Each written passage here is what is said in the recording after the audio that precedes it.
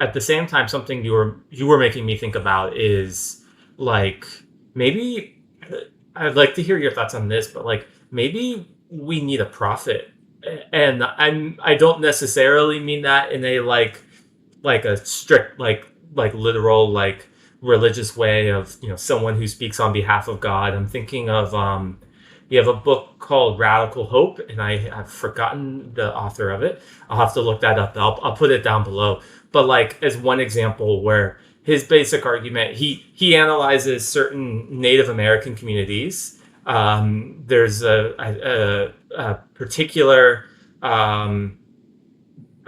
communities that got forced from their area where they normally had operated for a very long time, and forced to like reservations in Arizona where many people died. Like you had a community from like what would be now maybe Idaho and Wyoming, and that's a very different climate than Arizona, and of course the U.S. government gave them crappy land. You can't really use it for much. That's why they put the reservations there, because the settlers didn't want it in a certain way. So they subsisted on like hunting buffalo and on doing various things that they could no longer do. And he talked about this like kind of a for him a prophet was somebody that in context in times of societal change that can kind of speak to the change and articulate a sense of hope and articulate an image of what that could look like to go forward in a compelling and fulfilling way, in that change, in that new environment. Maybe something like that is something that we need, or what do you think? Yeah, well, yes. I mean, I think that, proof of that is just how far President Trump has gotten, in that he's kind of like, at the very least, he's shown that there's this energy in society, right? This need to be led, right? It's just that he turns out to not be a very, inspiring leader, and isn't really like providing solid solutions long term to the problems that we have. But he has the charisma. I know it doesn't seem like it to everybody, but obviously he does. There's something about certain people that draws a lot of people's attention and makes them turn to them. And you don't know exactly what it is. That's why we have the term charisma, I guess, or like Carl Jung called people like that mana personalities. And it's whatever it is partly result of whatever that is that they have, but it's also largely the result of the need of people Mm-hmm. that will glom on, right? So like what we could use is somebody who genuinely is visionary and who is willing to lead us into some fairly bold, solutions, right? Some bold changes. I could see, a certain amount of socialism combined with a renewal of emphasis on local organization, Mm-hmm. subsidiarity, whatever you want to call it. Federalism in the United States is kind of like already, or devolution. There's a lot of terms for it, but like it's already geared to saying, what can be done at the smallest level or the local level should be done, right? If we could have a combination of, the society as a whole has you, right, and is there to like fix the big problems that can't be done at at the local level, but that we also are going to create infrastructure and systems of support so that you can stay put instead of moving around, instead of constantly regearing, and you will be encouraged to like cooperate in the ways that people in any given area want to, right? That is maybe more radically democratic, because you could leave a certain amount of that to just their decision. Now, there's some potential political problems with even that vision, because you would have to enforce a uniformity of human rights, or you'd get, certain pockets that would, want to do things that would basically upset the apple cart. But but surely, there's a way of kind of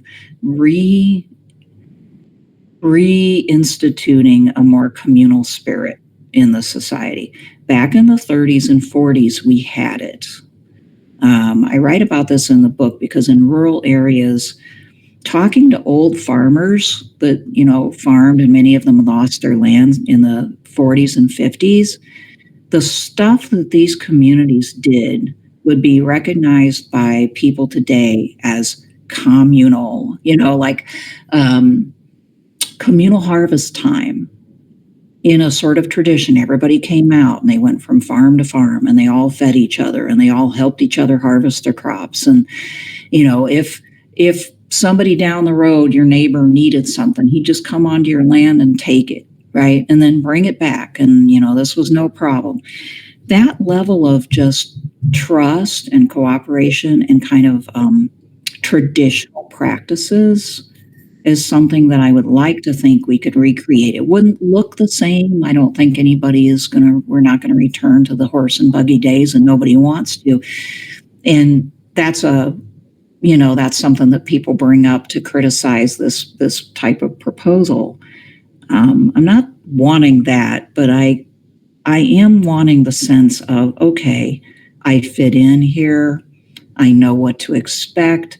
I can count on other people to have my back and to support me, to treat me respectfully, and I want to feel like I belong, And, I would like to think that we could create sort of social infrastructure that would support the development of that. And I think one of the key things that's needed is for people to stay put, relatively speaking, to feel like they can stay and develop relationships, and that they don't have to so strongly compete with each other that they can't build those relationships, And then if we can encourage them, maybe through providing more of those basic things, to value something other than things, to stop being so grossly materialistic, right? To value human relationships, to value the environment again, to value the spiritual life again. I mean, these would be good things. So, I don't think this is going to happen anytime soon, but I sure would like to. And you're right, absolutely, that if we had charismatic leadership or a prophetic leadership that could kind of get people excited and make them believe that this type of change could happen, that could make all the difference in the world. I remember hearing about, I was born during the I think Kennedy was assassinated several days after I was born. But I grew up learning about Kennedy and, about FDR before him and, these great presidents who did these things that, people could get on board with at a, national level. We're going to make people go to the moon. That would be an example of that. I don't know if that was the best use of our money, but we accomplished that, to have the societal commitment to do something like that is extraordinary. We can't do that right now. Elon Musk and Jeff Bezos are going to the moon, but our government's space program is in their hands now, right? So, I'd like to think we could do better if we had somebody who could lead us, who was truly inspiring.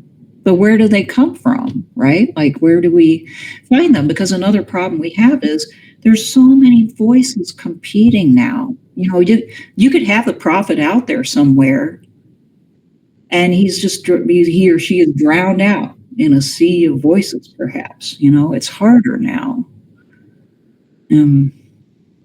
Yeah.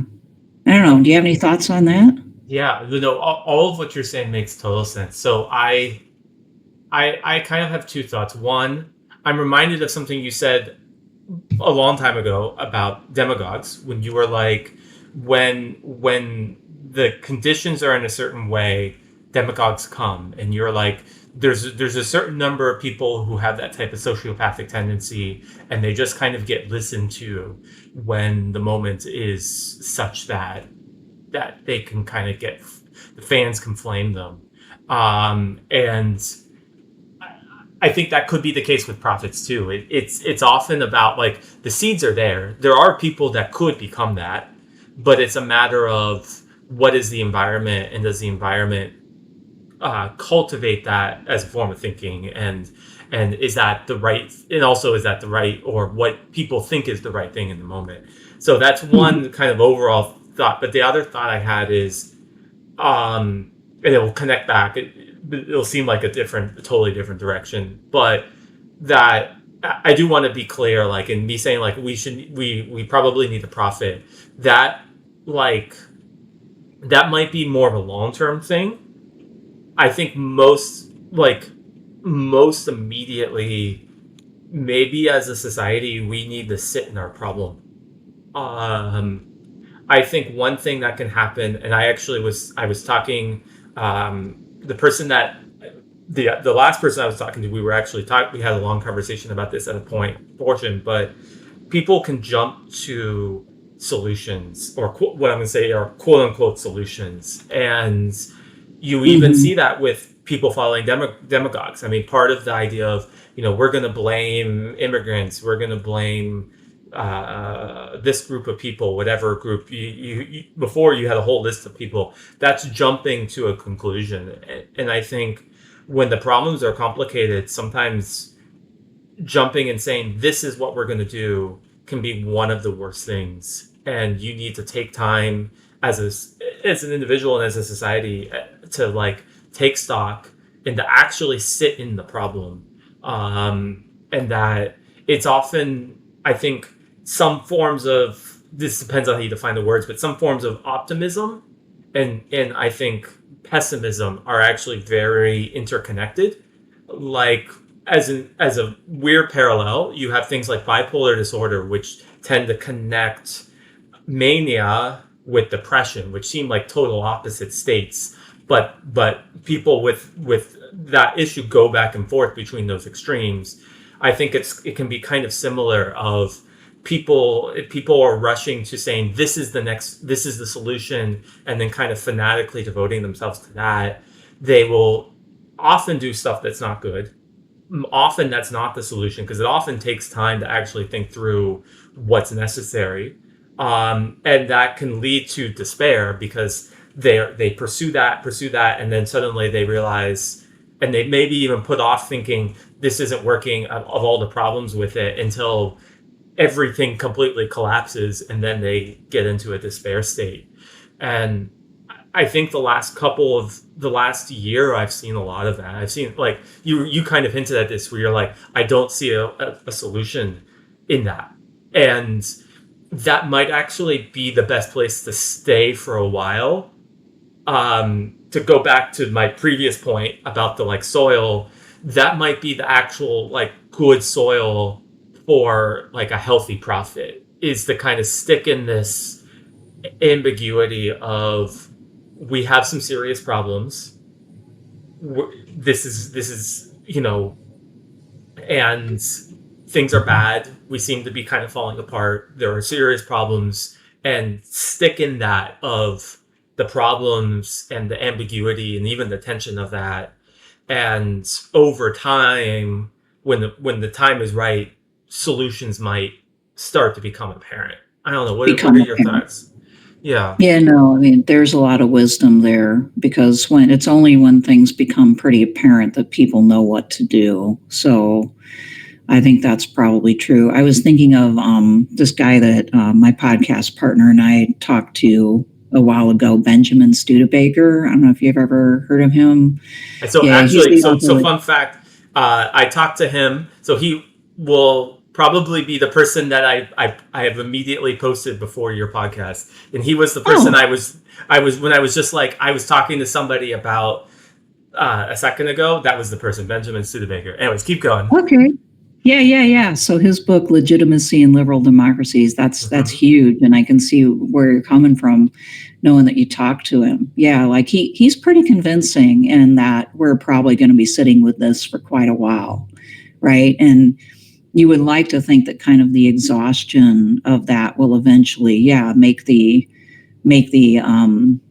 conclusion clear, right? Or the path clear.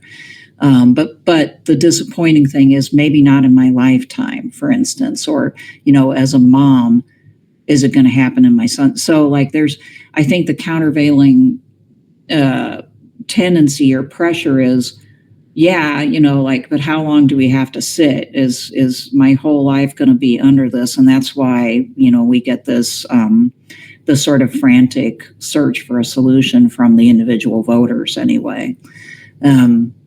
But yeah, I think Ben's argument's pretty convincing, that we've lost a lot of the legitimacy, but we cling to it because out of fear of what will replace it, right? It's the mentality of, yes, this is bad, but things could get worse, and so I think he's probably right about that. If we were going to sort of judge whether somebody was emerging who could perhaps lead us, I think one of the signs would be that person was willing to step aside after a short time and hand the reins over. One of the things that we saw with the Biden administration was the disappointment of Joe Biden hanging on way too long and not really effectively handing the reins over to Kamala Harris so that she couldn't really fully function as a substitute and put herself out there. She didn't have enough time. Not that she was terribly inspiring or anything, but there was a lot of disappointment because Biden didn't do the right thing. He showed his political side, his kind of desire for status and power over maybe his dedication to the country, as mean as that may sound, by just not letting go. And we certainly saw that with President Trump, who literally was so hung up on political power that he denied losing the prior election and still does. Right? So these are not admirable traits in a leader. Whereas if we found one who said, though he or she had great ideas and charisma, not only said they were going to run for only one term or only lead for a time, but then did so and spent a great deal of time working on passing that baton and making the system stronger rather than weaker, we would know that maybe we've got somebody. But I mean, this is part of a bigger problem of just not being able. Society right now is having a heck of a time recognizing genuine authority over false authority, right? We can't hardly recognize it, whether it's in our families or our community or at the national level.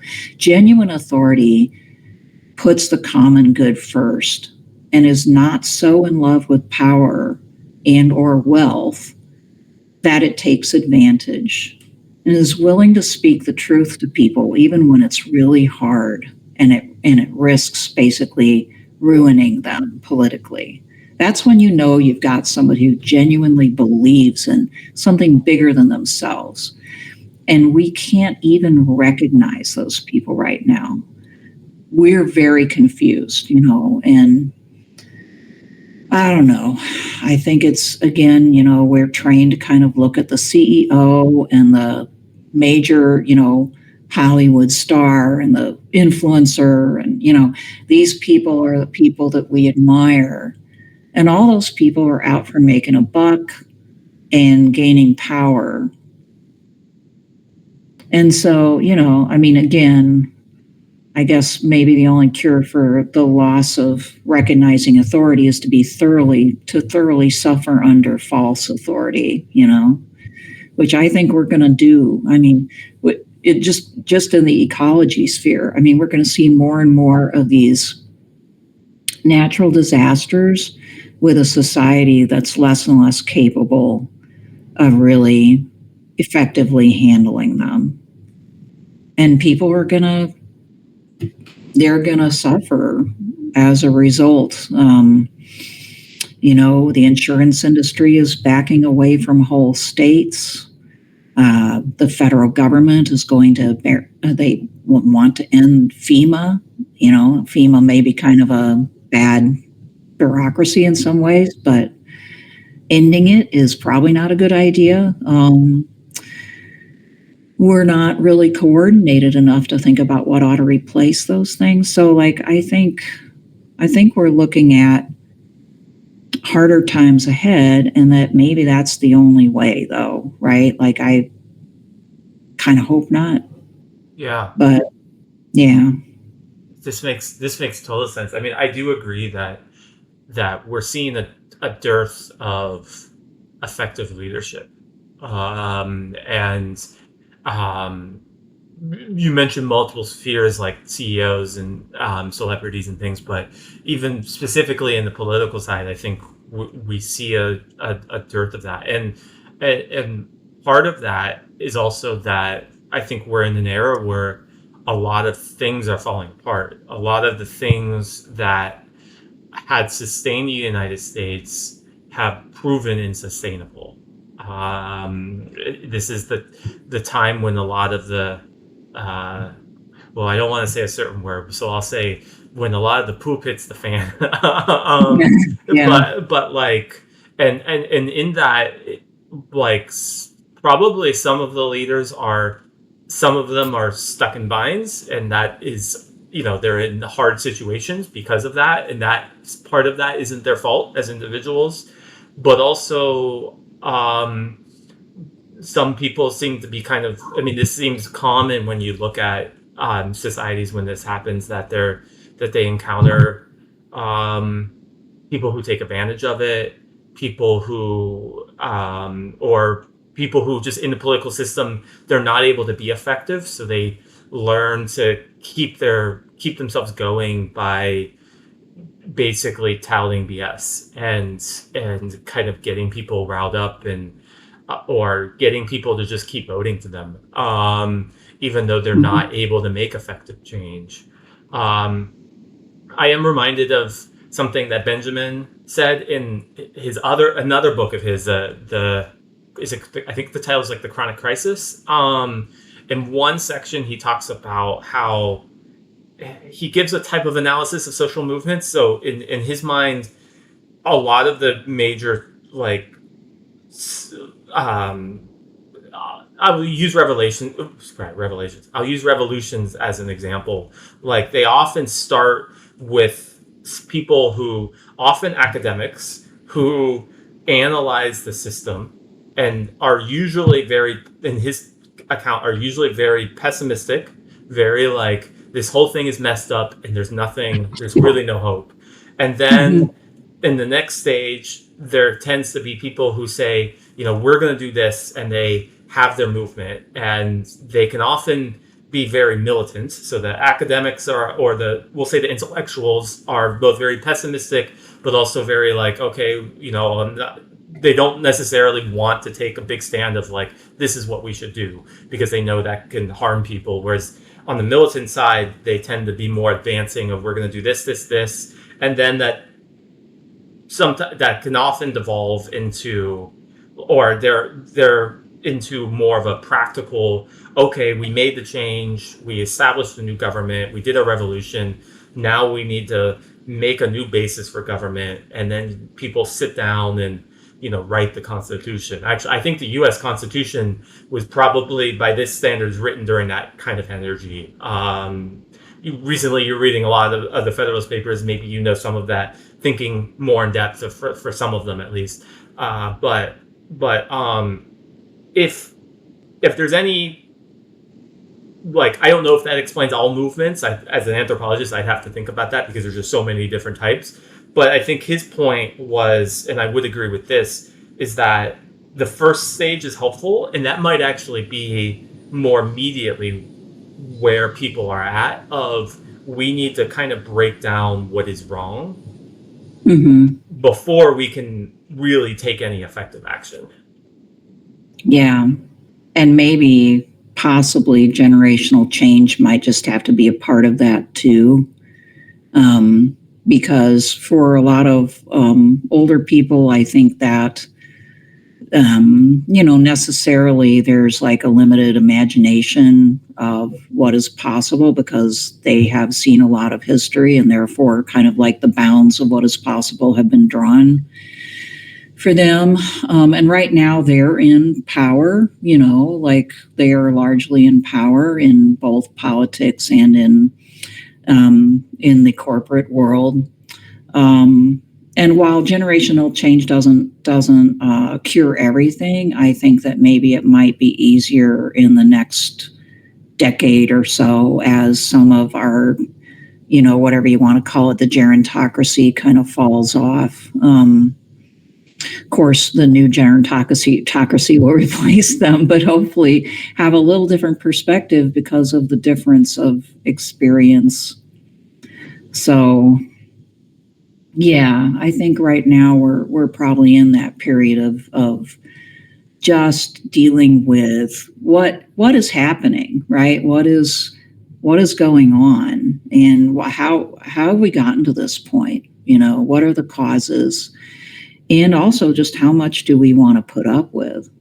But very little thought is being given right now to what do we want, and I think that would be a turning point when you start to hear people speak imaginatively about what they do want, what they really value, what they want to replace it, and to speak about it in not a fearful fashion, but in a hopeful fashion, right?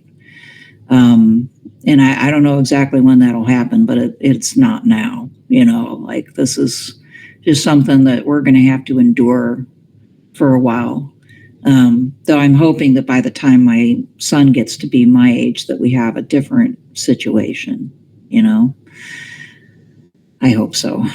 Yeah, I hope so too. And I mean, now if you ask people what they want, they'll probably say something like a job and stable income. They'll probably, right now they're in the stage where if you ask what people want, they say what they want within the current system, which prescribes certain types of wants, and you need to break it down to start to be able to imagine wants beyond the system.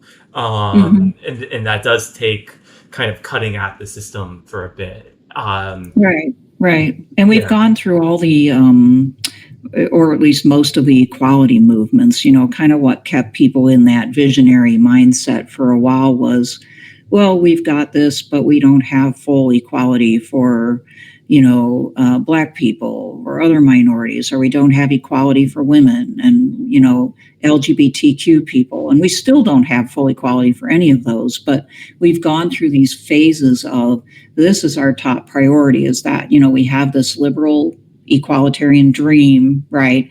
And all of these groups need to kind of like become a part of that. And they're going to strive for that against all odds. And then, that was kind of the drama or the narrative that I was taught, for instance, as a kid when I went to grade schools, like this is the American story, and now women are, at the forefront trying to get equal rights, and we're all going to end up being equal. And that has become kind of tired, to a certain extent.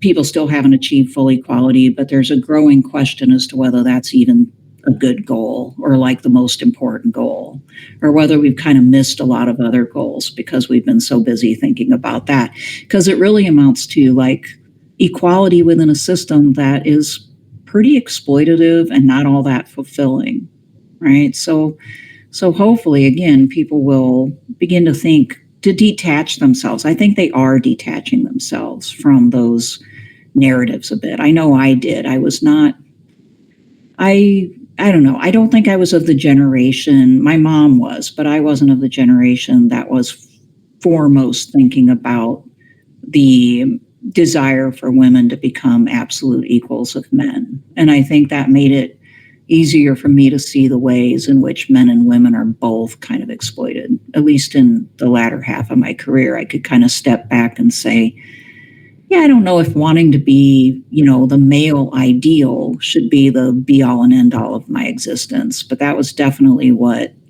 the message was when I was growing up, that my mother gave me, right? And I sort of thought, I don't know, that doesn't seem to be making you happy, like, sure, kind of makes sense, but it didn't make her happy. So, um, yeah, maybe it feels like we're at that exhaustion point of that whole narrative. Mm.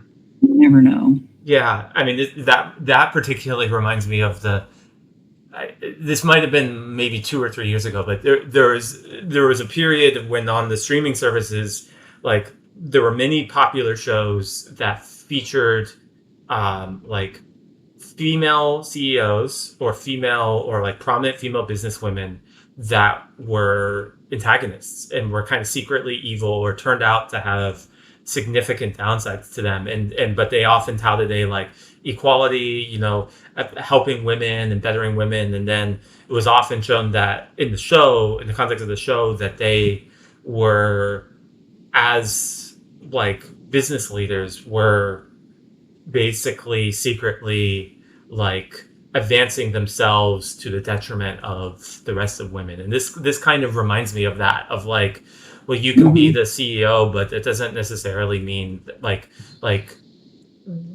there can be a bit more of a, well, but that doesn't solve everything. Okay, you can become you can get advancement in that way, but that isn't the end all be all of what it looks like to have a more just society. Right. Now you too can be exhausted, angry, not spend any time with your kids, maybe not have them, and just generally, not feel fulfilled, even though you're now working your butt off, right, to fulfill other people's expectations. And again, that's not a statement to say, let's go back. It's more a statement to say, we were all sold kind of a bill of goods about the relative value of those targets to aim at, right? And maybe we were also sold the idea that, I know that I've heard this message, if women are in these positions, they will have different values. Not necessarily so. I mean, your gender doesn't make you 100%, great or evil. And, that's society through those movies and TV shows kind of contemplating that reality, right? Because I think that was also a promise that, well, as women kind of advance and they get into these roles politically as well as in our economy, that they'll kind of add this measure of, caring and no, I mean, we're also trained to be highly competitive and to think about the bottom line and so on. So, yeah, I think we've kind of reached that point where we need to question the telos, the very aim, of our society, and maybe we sort of are through our morass, or whatever you call it, like flailing around in the morass. Maybe we're starting to come to grips with that. Yeah, I agree. I guess, speaking of questioning our society, one final question I did want to ask is, so you have done a lot of work around thinking and talking to different people and trying to kind of form that. And I'm thinking, like, your YouTube channel, you have the Morin Academy, and your podcasts like Dust Bowl Diatribes. And do you want to maybe why don't you kind of talk a little bit about what you do there? I know I just kind of said three things, but they're kind of all interconnected. And how you guys try to think outside of the various systems and try to think through what's best for us as humanity. Well, we got going about almost 10 years ago now at a reading group here at my home that was it was about ecology and agriculture primarily, because my former student Spencer, who's my podcast partner, had started this book club, and he invited me. I think he was taking ancient medieval political thought from me, I think, at the time.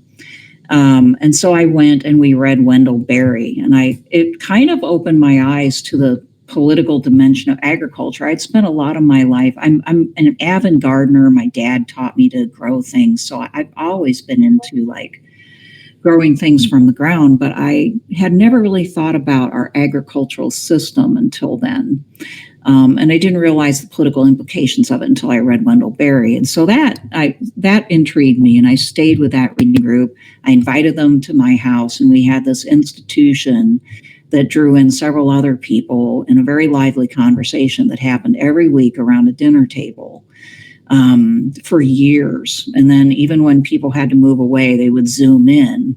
And Jacob Honshu is a part of this, and we created this group called Cultivating Critique, which was an online group that just, basically was about critical theory as well as what Spencer and I were into and kind of exchanging views. And that was the first time I'd ever really acquainted myself with any degree of critical theory through Jacob, who's also an anthropology person. And yeah, so it broadened my horizons, and I realized that reading outside of my field is really valuable. And that group just sort of morphed slowly into the idea of the Morin Academy. We sort of brainstormed, the three of us, about like, what could we do moving forward? We don't want to stop having these discussions, but we also are living our lives. We have to make a living and so on. But we have this vision, sort of this dream of, not only remaining in touch, but even to, form a lasting learning community. I think we aren't going to be able to have that in a single physical location, but the farm kind of serves as a focal point. And so the Morin Academy was born of this idea of kind of combining through Peter Morin had this triad of cult, culture, and cultivation, with cult being religion or spirituality, culture being politics and economics, and cultivation, agriculture, and environment. And so, obviously through our discussions, we were having like all sorts of realizations about the interconnectedness of these three. And so it just so happened, even though none of us had heard of Peter Morin until like a while into our friendship and like studies together, it just so happened that our interests kind of coincided with that triad. And about that time, I'm a Catholic. Spencer has became a Catholic, and Jacob is a Protestant, and we have different like religious views. But all three of us could kind of see why it was important to discuss how these different things related, to come up with, instead of staying in the same grooves and coming up with the same, solutions and ideas, to cross-fertilize and get some new thought going. So that's how the Morin Academy was born. I think like we were incorporated in 2022 as a nonprofit. People can go to PMaurin, that's PMAURIN.org, and they can see our courses. You can click on courses and classes and see the courses and the reading groups that we have. We have a calendar there where you can see the schedule. And we've got a blog down below so you can see the latest posts there. We almost run a little mini university. We have like associated instructors. We have Deacon Chris May, who right now is teaching a class on Ivan Illich, who was kind of a radical thinker in the 70s. And anyway, like we have a Patreon. So if people can actually like get on our Patreon, and for $120 a year, and I think there's a discount if you go for a full, like pay full year in advance, you can get all of our live and recorded content, which is many classes a year taught by me, Spencer, Jacob, Chris, and a few other people. We've got some Catholic workers like Harry Murray who teaches classes. So it's actually a pretty good deal. And for, I think, half that, you can get just the recordings. So why is it so cheap? Because we're a nonprofit, right? That's our mission. Actually, we're not trying to make a ton of money. We just need to make enough money to keep going. So anyway, that's what it's become.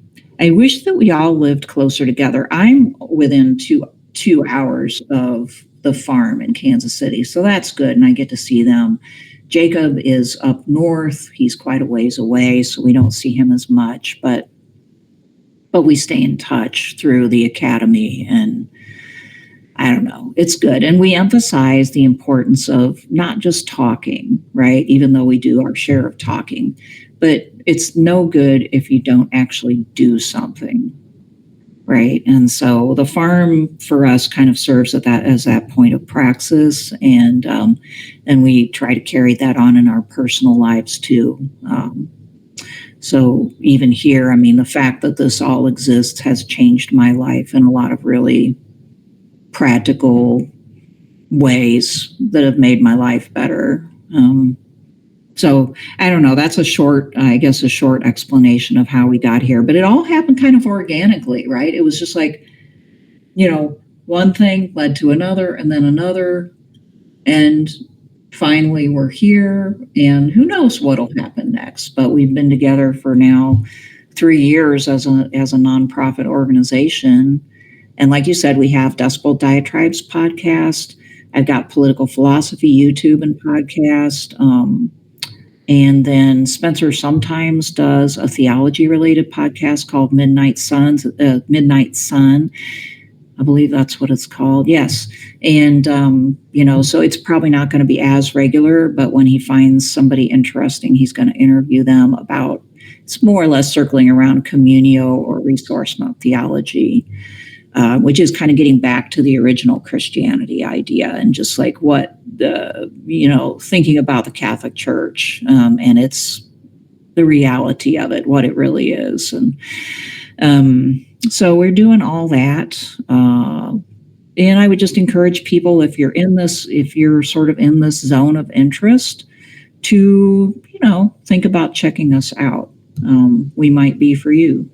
Yeah, definitely. And I'll try to include the links to all of this somewhere below in the description. And this is very helpful. I mean, I do think one thing for me personally, and I've encountered others who have had this, but college, which can be a very in the kind of post-college and years, and now I'm like 10 years out of college, so I'm pretty far removed from that. But I remember, college is an intensely social time when you can kind of engage with a lot of different people and a lot of different ideas and get that energy.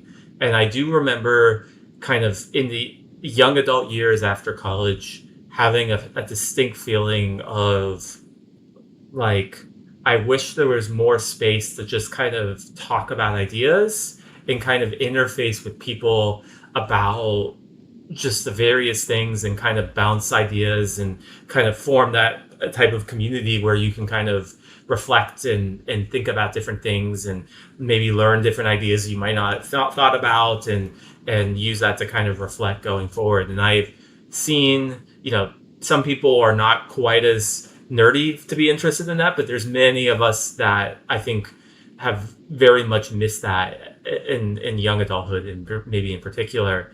And I think that is one thing that you guys actually do that is very helpful with like the Morin Academy and other things, is that you provide a space for people to kind of, outside of something like a university, be able to do that and be able to engage with ideas, engage with others in community in that, to help kind of think through things rather than, like I can get a lot of ideas on YouTube, but that isn't a conversation in the same way.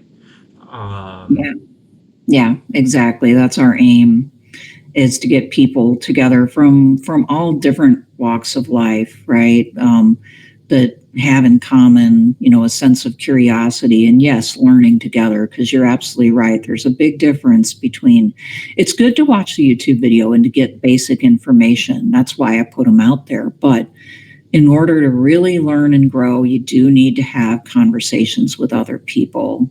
and do it together. And that dialogue is what really helps people expand their imagination. And not to mention it's just enjoyable, right? It's part of our social nature, right, to do that. And we're not going to be able to like learn as effectively on our own. So yeah, I'm glad that you like the concept. And of course, you're welcome to come and check us out and, be a part of anything that we do. So, and we have a Gmail account, and it's just Academy at Gmail if people want to email us as well with any inquiries. Yeah, perfect. Yeah, thank you. Yeah, the community is helpful intellectually, and it's also helpful psychologically. So what you were talking about how our society and capitalism isolates us. This can be it's a small scale attempt to answer that, but Yeah. often that's the best way. That's how you have to build with community. But yeah, thanks for taking the time to talk. And I guess I hope you have a good rest of your evening. Yeah, thank you. You too.